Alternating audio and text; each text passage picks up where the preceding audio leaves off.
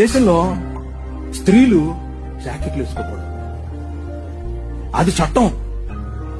మొన్న రీసెంట్ గా సినిమా కూడా వచ్చింది ఒకటి, అదేదో జరగలేదు అనుకుండేరు, అది జరిగింది. అది ఈ దేశంలో ఉన్న చట్టం. ఎందుకు అనంటే మన దేవుడైనటువంటి బ్రాహ్మణుడు నడుచుకుంటూ వస్తే అది ఆడో మగో తెలియాలి కాబట్టి ఇప్పి చూపించాలి. ఏం లాజిక్ ఇది?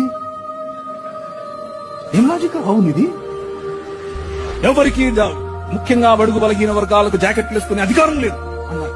ఎందుకు లేదు? వేసుకోకూడదు నువ్వు అన్నారు. వేసుకుంటే స్తనాలు కోశారు. మీ స్తనాల బరువు చూసి దానికి పన్ను విధించారు. బాగా బలిశాలే కట్టు అన్నారు. కానీ ఒక పేరు చెప్తాను, విన్నోళ్లు చేయొద్దండి. Charles Mead.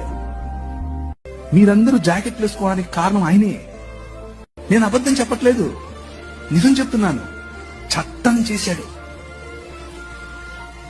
అక్కడ లండన్ హౌస్ ఆఫ్ కామన్స్ లోకి వెళ్లి కొట్లాడాడు. నా భారతీయ స్త్రీలకు గౌరవం కావాలి.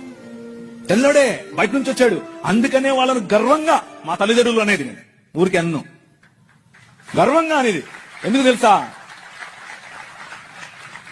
మీరు బట్టలు వేసుకోకుండా మమ్మల్ని అనగదొక్కితే వాళ్ళు మాకు జాకెట్లు పంచారు. మీరు అన్నం పెట్టండియా అనంటే ప్యాడ్ ఇచ్చారు, చచ్చిపోయిన గొడ్డిచ్చారు. వాళ్ళు పనికి భృతి ఇచ్చారు.